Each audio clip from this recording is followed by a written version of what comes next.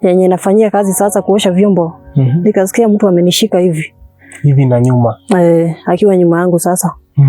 So wakati nishika hivyo mimi nikajaribu kumsukuma aniachilie. Wakati nilijaribu kumsukuma nikasikia amenishika na nguvu sana na mimi sikuwa na nguvu. Wakati mimi nikiwa najaribu tu kung'ang'ana niachilie, nikasikia mtu amenirarulia nguo yenye nilikuwa nimevaa. Wakati alinirarulia nguo, nilistukia tu amenirusha kwa kitanda na akanishika cha nguvu. Wakati alinishika cha nguvu nilisikia uchungu sana. Tuambie vile kulikuwa, alikurusha kwa kitanda?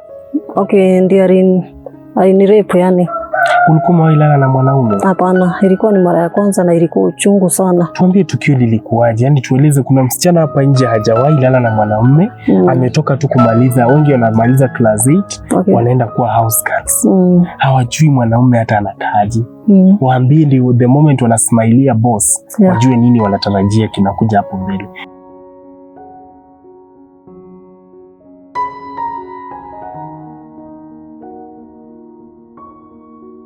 So hey guys, welcome back again and this is the Bob Shakwila Show, bring you stories za kuelimisha pia za kuhamasisha jamii. Ndipo sasa leo tuko hapa and I'm here with this amazing guest ambaye ako na kisa cha maisha yake ambacho angependa kutudokezea siku hii ya leo. Ningependa basi atuambie kwa majina ni nani?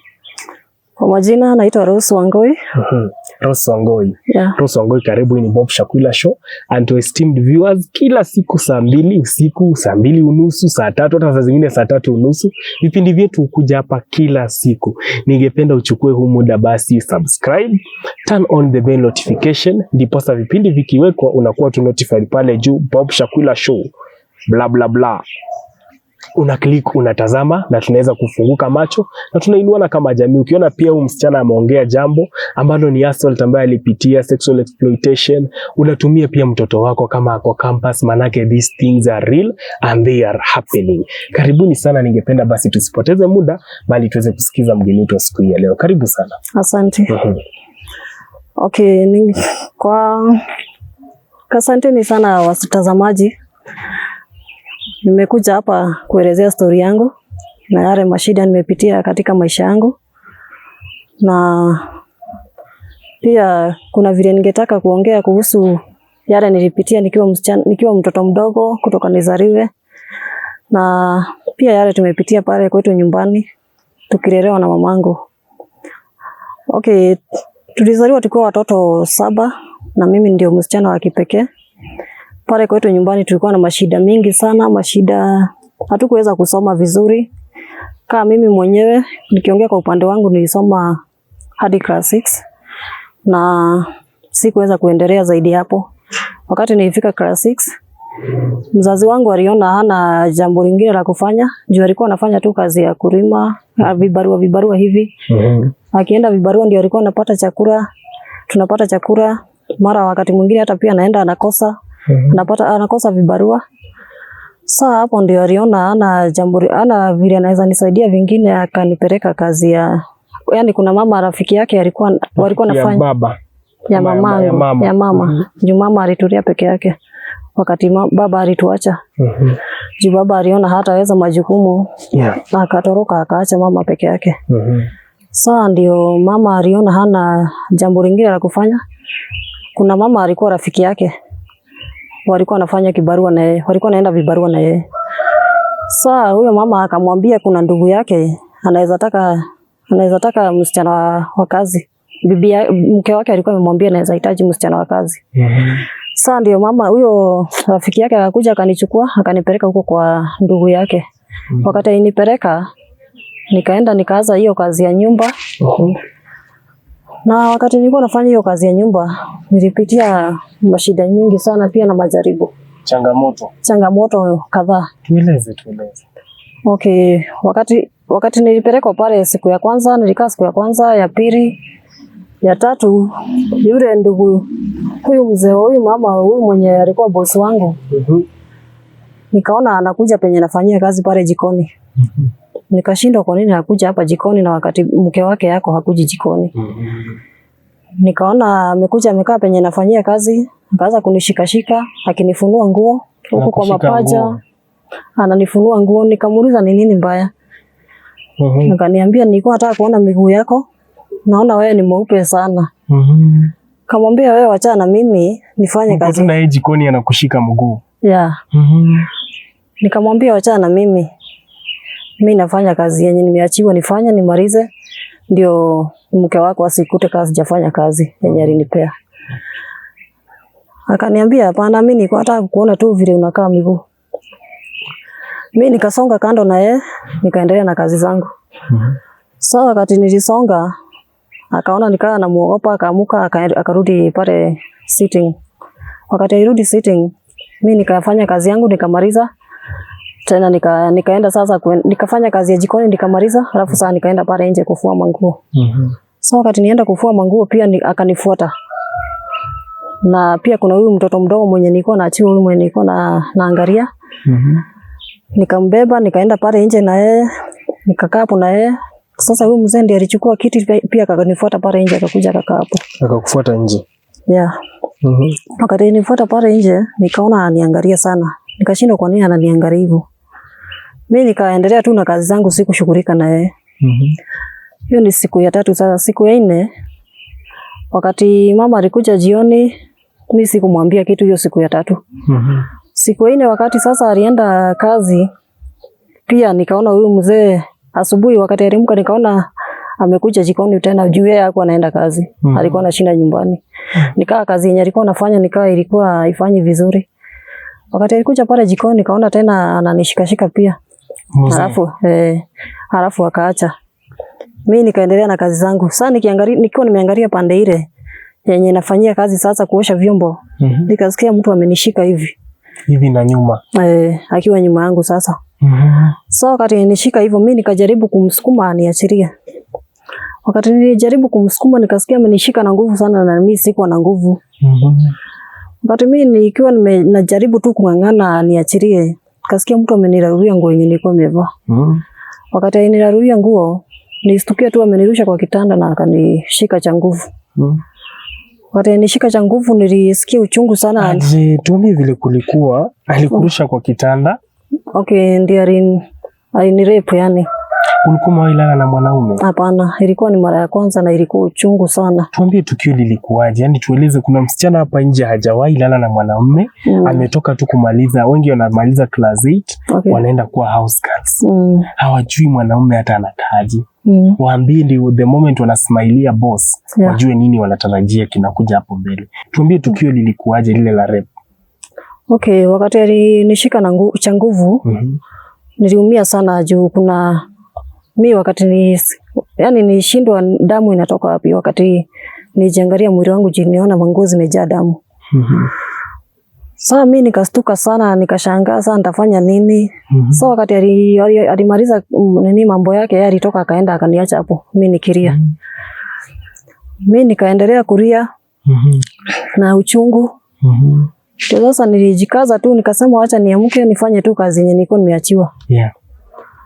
Wakati nilimaliza kuosha vyombo, sikuenda kufua manguo yenye nilikuwa nimeachiwa nifue. Mimi nikatoka, kuna msichana jirani hapo alikuwa anafanya kazi ya nyumba pia. Nikaenda kuongea na yeye. Juu huyu mwanaume wakati alinifanyia hivyo yeye alitoka na akaenda, akaniacha. Alitumia condom? Hapana. Ilikuwa bure? Yeah. So wakati alifanyia hivyo yeye alitoka akaenda, mimi nikaachwa pale peke yangu na huyu mtoto mdogo mwenye nilikuwa naachiwa kulea. Mimi nikatoka nikabeba huyu mtoto nikaenda pale kwa huyu msichana mwenye alikuwa anafanya kazi hapo jirani. Nikaenda kuongea na yeye. Nikamwambia saa mambo yenye yamefanyika. Alishtuka sana juu aliniambia kaa ningejua ningekwambia mapema. Juu huyu mwanaume amekuwa akifanyia wasichana hivyo wenye wamekuwa wakiajiriwa hapo. Alikuwa anajua? Alikuwa anajua. Lakini juu unaona vile siku nimekaa pale, siku nimeweza kuenda tukwa tumeweza kuonana na yeye. Juu hiyo ilikuwa saa siku ya 4. Siku nimekaa pale sana, siku nimeweza kutembea nijue wenye wanaishi hapo karibu majirani. Ndio sasa akaniambia hao wasichana wengine wamekuwa, kuna hata mwenye alitoka hapo akiwa mjamzito. Na nilisikia uchungu sana juu hiyo ni kitu yenye siku nimepitia katika maisha yangu sana. Tena na uume au mwanaume? Hapana. Uliona nini hiyo siku? Nilishtuka sana juu siku niliona kitu kama yenye niliona wakati. Uliona nini? Okay. Ilikuwa hata sikuweza kuangalia juu mimi nilistuka tu. ulisikia tu kuna mti. Okay. Unafika mahali. Na uchungu mwingi sana. Pole sana. Asante. Saa kutoka hiyo siku nikaamua siwezi kaa mahali pale tena. Kulingana na vile sana nisikia kumbe huyu mtu si mtu mzuri. Siku ya 5 hata wakati niamka tu, wakati huyo mama alienda kazi, huyu boss wangu sasa. Mimi nilichukua tu manguo zangu nikateremka kwetu nyumbani. Nikasema hapa mimi siwezi kaa. Hiyo siku watoto wako wa shuleni. Wale wakubwa.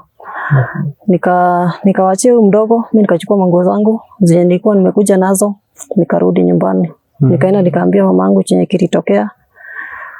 Saa ndio mama aligojea huyu boss wangu. Alienda yani kuongea na huyu boss wangu. Aende amwambie yale mambo yalitendeka. Kweli. Alistuka sana huyu mama juu hata hakuwa amejua. Ndio aliniita akaniuliza vile kuliendelea, nikamuelezea story yote vile kuliendelea. Na alisikia vibaya sana. Kweli. Sasa mimi kutoka wakati huo nimekuwa na ile uchungu kwa roho yangu. Hadi saa hizi huwa nakumbuka, nikikumbuka vile huyo mwanaume alinifanyia juu. Kuna wakati huwa namuona huyu wa kwanza. Kuna wakati huwa namuona kwa barabara, nasikia uchungu sana nikikumbuka vile. Tuseme bado kwa anaishi. Hako tu. Juu wakati huo siko na ule uwerevu wa kujua ya kwamba mtu anaweza enda kuripoti pale polisi. Mimi nilikaa tu hivyo, mama naye nikabura nimwambie ilikuwa masiku already ilikuwa imepita kaa siku 2. Sasa mama walikaa chini wakaongea. Na huyu mke wa huyo mwanaume. Akamwambia vile mambo yaliendelea. Yeye akampatia hizo pesa za hizo siku zenye nilikuwa nimefanya. Mimi nikaacha kazi hivyo. Ukaachia hapo. Sasa wakati nirudi pale nyumbani, pia kuna ile kazi tena mama aliambiwa tena kuna mahali kuna kazi ya nyumba pia. Wakati tena aliambiwa kuna kazi ya nyumba, akakuja akaniambia, nikamuuliza huko kuna mwanaume? Akaniambia hapana, lakini kuna watoto 3 na mmoja ni kijana. Namwambia mimi siendi kufanya kazi mahali kuna wanaume. Na siwezi fanya kazi ya nyumba tena. Kama utanipeleka course, wacha nikae hivyo. Ama niende ujue vile yani utanisaidia vingine. Sawa, wakati nilienda mahali pale pia. Ulienda tu kwa hiyo kazi? Alinipeleka yeye mwenyewe sasa mama. Wakaenda wakaongea na huyu mwenye sasa mwenye kazi sasa. Wakaenda wakaongea, akamwambia kazi nitakuwa nafanya, na akamwambia hata kama kuna watoto wakubwa hawa washindi hapa nyumbani, wao wako na kazi zao zenye sasa wanafanya.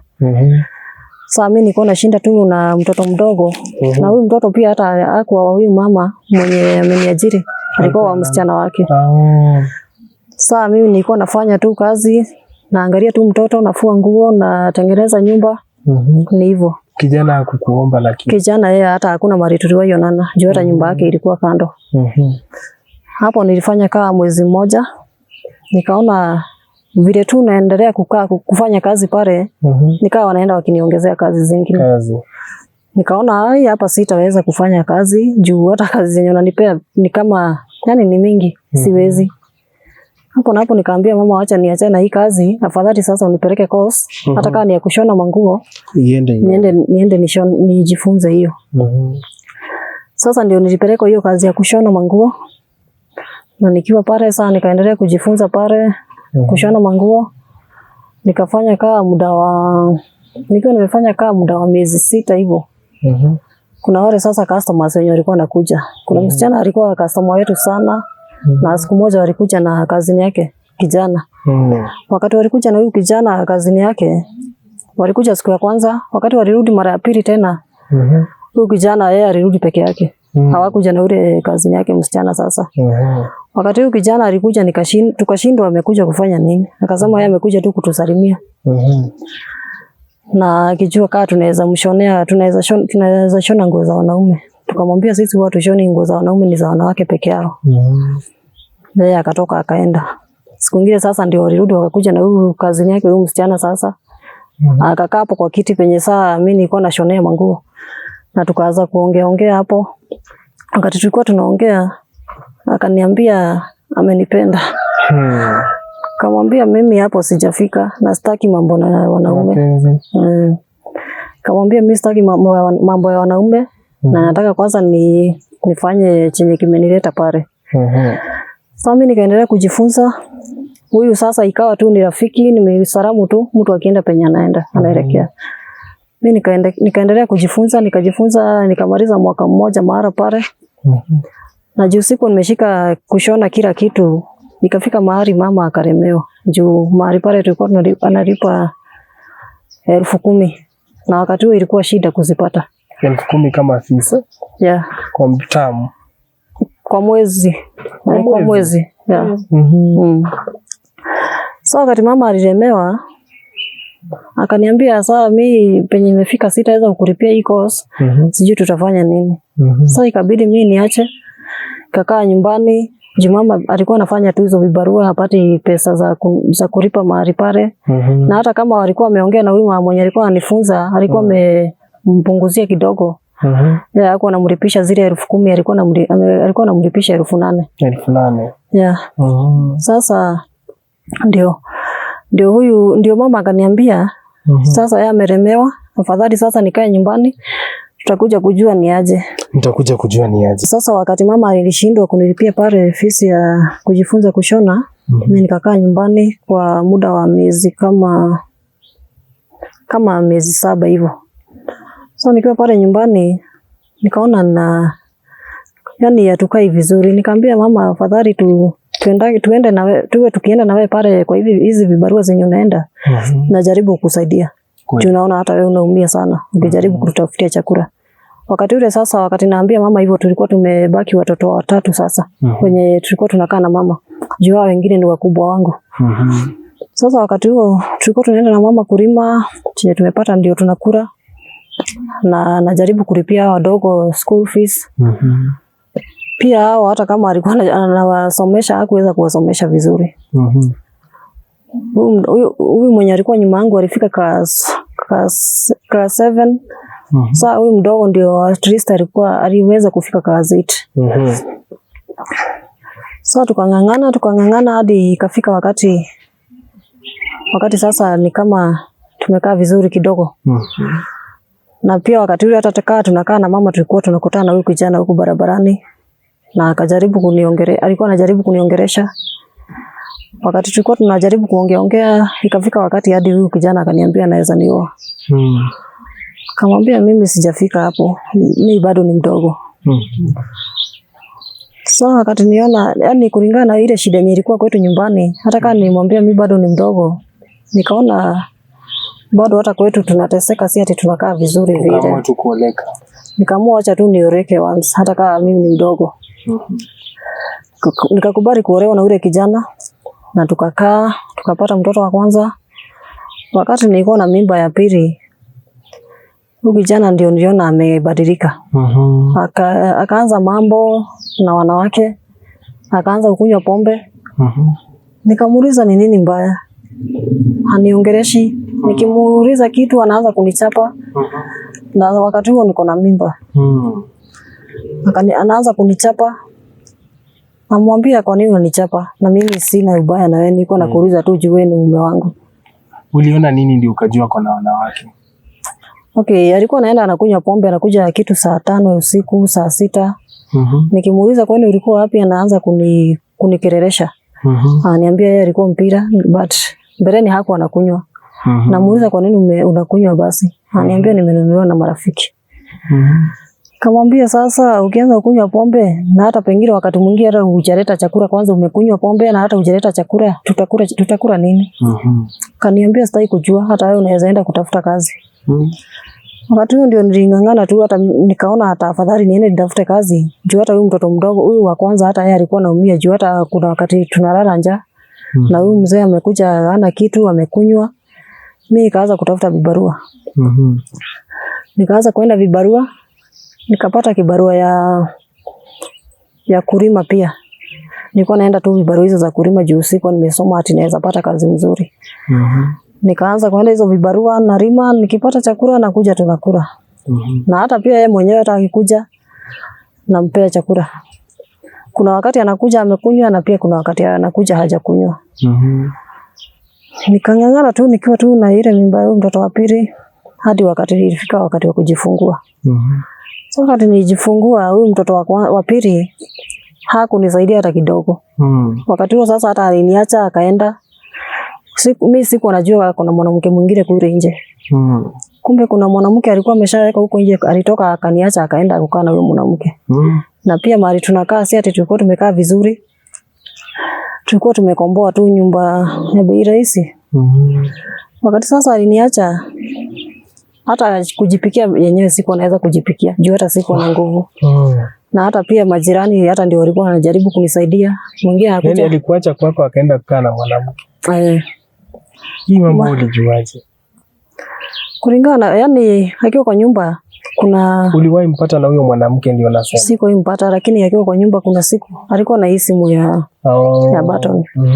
Juu hata hatuko tumekaa vizuri, hatuko na simu mzuri. Na mimi pia siko na simu. Sasa yeye akiwa kwa nyumba nikasikia siku moja amepigwa simu. Na wakaongea kulingana sana vile waliongea, nikajua huyo ni mwanamke wanaongea naye. Sasa nikamuuliza kwani nani huyo? Hakutaka kunijibu, akaniongelesha vibaya. Mimi nikaachana naye.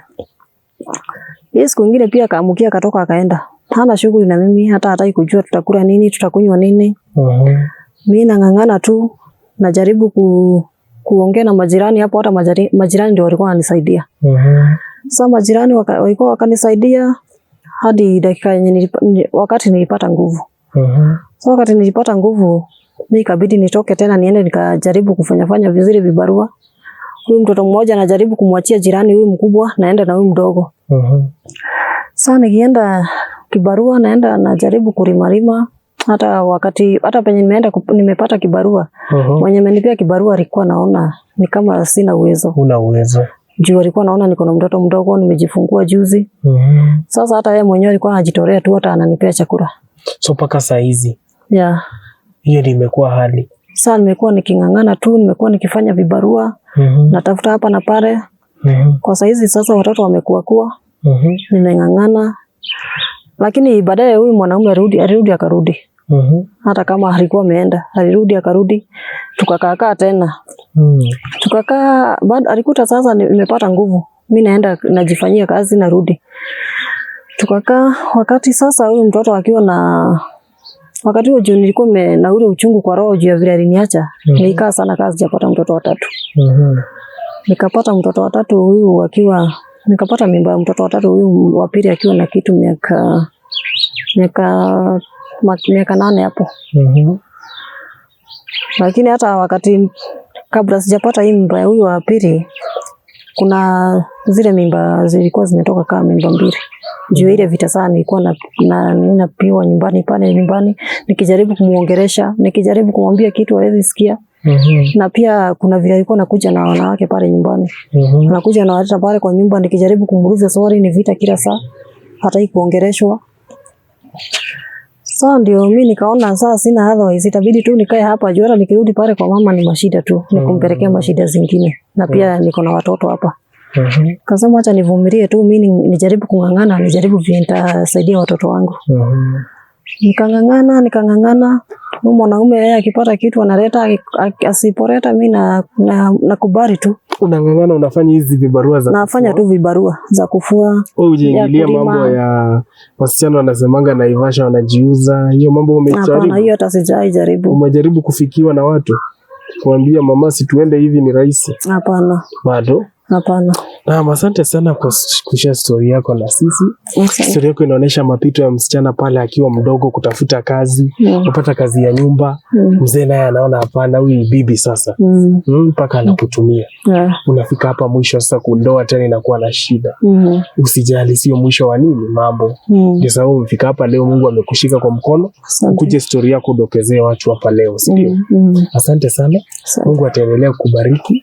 Usidhania amekuacha. Na usidhanie wewe kuja leo kuongea hapo umejianika. Umeweza basi kujifikisha kwa watu ambao wanaelewa shida za wanawake na watasimama na wewe, si ndio? Asante sana. Na umesaidia pia mama pale nje anaona mambo yake ni magumu. Ameona pengine yake si mazito. Na pia kesho atakuwa mrahisi, atapiga simu pia tuweze kumfanyia nini show. Asante sana. Mtu angetaka kusaidia ameguzwa na story yako, atakupata kwa nambari gani ya simu?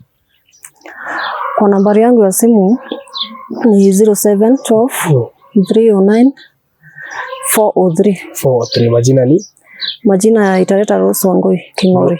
Lucy Rose Wangoi. Rose Wangoi. Yeah. Karibu sana wakati mwingine. Hii ni Bob Shakwila Show. And to esteemed viewers, thank you so much for keeping it locked up to this moment. Hadi wakati mwingine, Mungu awabariki sana. If you're new to this platform, kindly consider again subscribing and turning on the bell notification. Ndio vipindi vyetu vikiletwa kila siku basi uweze kuwa nasi na uweze kuvitazama. Bye bye, God bless you.